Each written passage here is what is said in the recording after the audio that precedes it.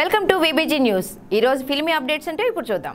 ఓటమి ఎరుగని దర్శక ధీరుడు ఎస్ఎస్ రాజమౌళి పక్కా స్క్రిప్ట్ తోనే సినిమా స్టార్ట్ చేస్తాడు. ఎక్కడా రాజీ పడడు. ఇక బాహుబలి తరువాత మల్టీ స్టారర్ మూవీ ఎంచుకున్నాడు. అది కూడా young tiger NTR, mega power star Ram చరణ్లతో తలపెట్టాడు. ఇంకా పేరు పెట్టని ఈ మూవీకి RRR ప్రాజెక్టుగా నామకరణం చేశాడు. అయితే దాదాపు 40 రోజుల పాటు ఈ సినిమా షూటింగ్ కోల్కతాలో పెట్టాడు.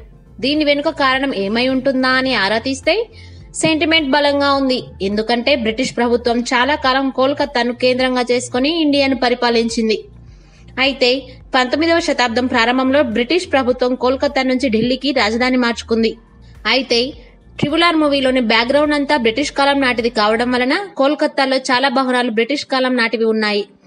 ఆర్కిటెక్ట్ రీత్యా అక్కడ షూటింగ్ కి కూడా అనువుగా ఉందని భావించి అక్కడే తీస్తున్నాడు. ఆనాటి కట్టడాల్లో షూటింగ్ చేస్తే సహజత్వంతో పాటు బడ్జెట్ కూడా తగ్గుతుందని భావించి ఈ విధంగా చేసినట్లు చెబుతున్నారు.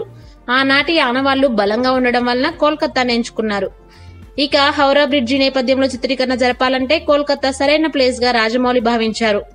హౌరా బ్రిడ్జ్ సెట్ హైదరాబాద్ లో వేస్తే జనం కూడా ఎక్కువగా వచ్చేస్తారు. సినిమా షూటింగ్ కి ఏకాగ్రత దెబ్బతింటుంది. ఇవన్నీ దృష్టిలో ఉంచుకుని కోల్కతా ప్రదేశాన్ని జక్కన్న ఎంచుకున్నాడు. ఇక చిరంజీవి కెరీర్ లో బెస్ట్ మూవీగా నిలిచిన చూడాలని ఉంది మూవీ షూటింగ్ కోల్కతాలోనే తీశారు. ఇక అదే సెంటిమెంట్ చెర్రీకి కూడా కలిసి వస్తుందని భావించి కోల్కతాను షూటింగ్ కి నిర్ణయించారని అంటున్నారు.